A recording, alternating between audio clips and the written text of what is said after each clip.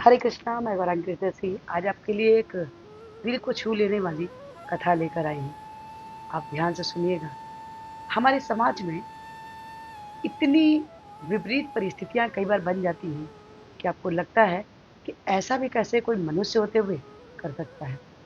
एक सुंदर सी सत्य घटना, आप ध्यान से सुनिए। घटना है बड़ोदरा, गुजरात के पास एक जगह है जहाँ की ये सत्य घटना।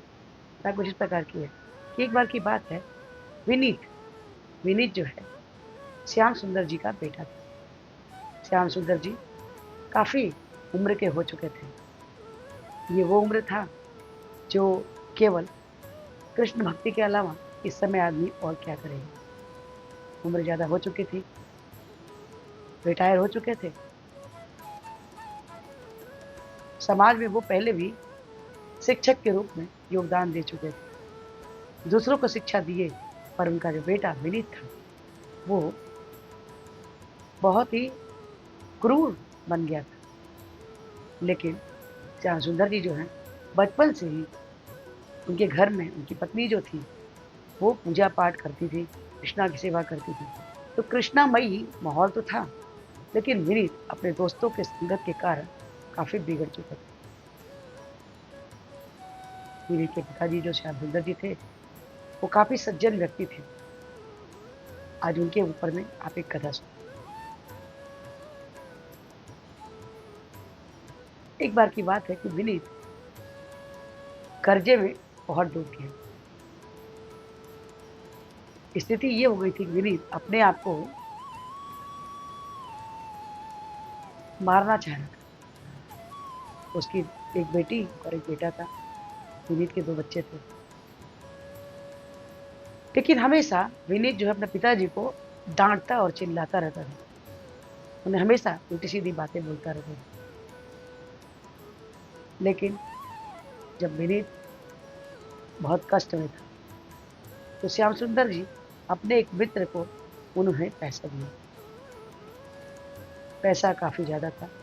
उन्होंने कहा, "ये पैसा मेरे बेटे को देना, लेकिन उससे बोल मेरा नाम नहीं लेना।" स्थिति इतनी खराब थी कि मकान मालिक घर से उनको निकालने के लिए तैयार हो गया, क्योंकि 4 महीने से विनीत ने घर का किराया नहीं दिया।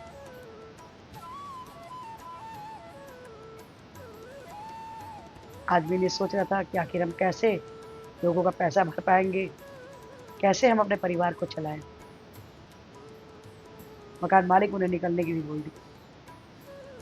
तभी जो श्याम सुंदर का जो मित्र था, वो आया और विनीत को उसने एक अच्छी रकम दी और कहा कि तुम इस पैसे को मैं तुमसे ब्याज सहित लूँगा,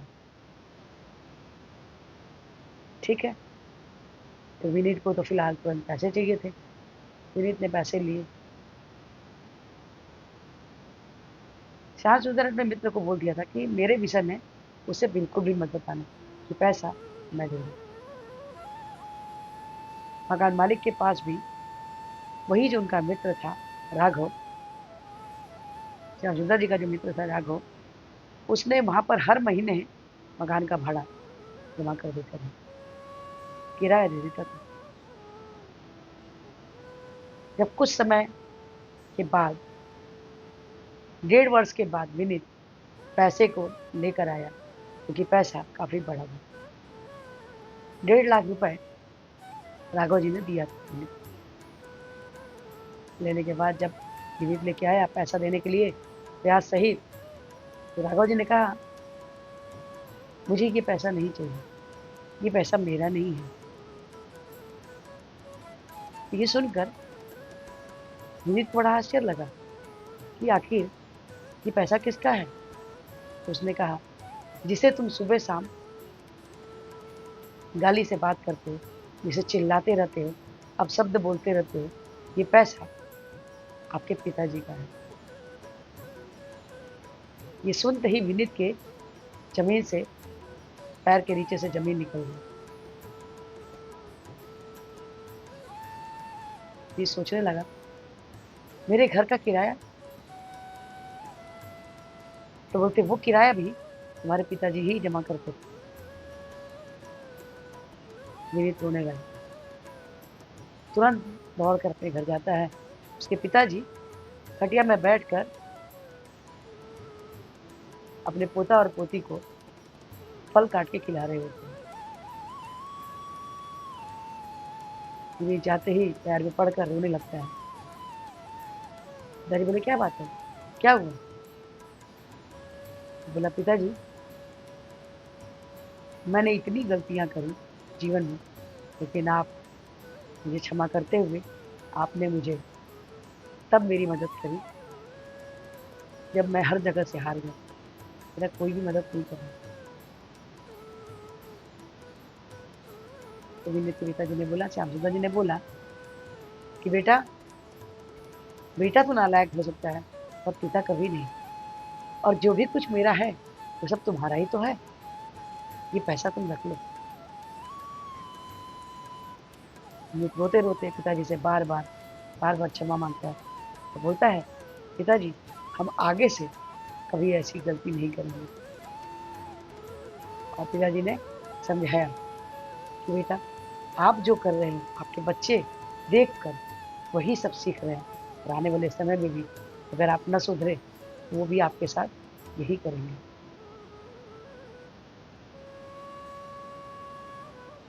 विनीत जाने लगता है उठकर, और पिताजी विनीत बोलकर आवाज देते हैं। विनीत लड़ता है तो देखता है पिताजी बाहें फैलाकर विनीत की तरफ उसको बुला रहे हैं। यहाँ तब विनीत दौड़ के आता है, पिताजी के गले लग जाता है और सुसुक कर रोने लगता है। पिताजी उसे क्षमा कर देते हैं।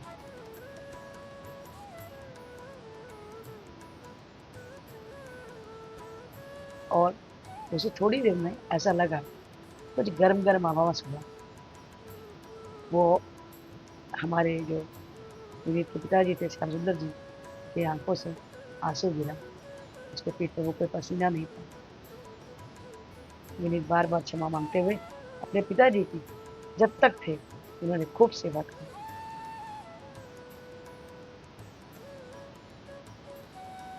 देखिए, विपरीत परिस्थितियों में भी आप जब अपने बच्चे को नहीं छोड़ सकते, अपनी पत्नी को नहीं छोड़ सकते, अपने पति को नहीं छोड़ सकते, चाहे आप गरीब हो, चाहे पैसे की समस्या छोड़ हो, तो भला आप अपने माँ बाप को कैसे छोड़ सकते हैं?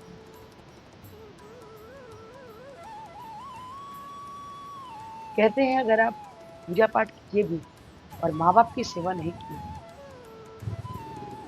फिर आपके पूजा पाठ का आपको कोई फल मिलने वाला नहीं। हमारे प्रभु श्री कृष्ण कभी प्रसन्न नहीं हुए, हमारे राम जी कभी खुश नहीं हुए, क्योंकि ये स्वयं माता पिता की सेवा करते हुए आपको दिखाए हैं कि कैसे सेवा करनी।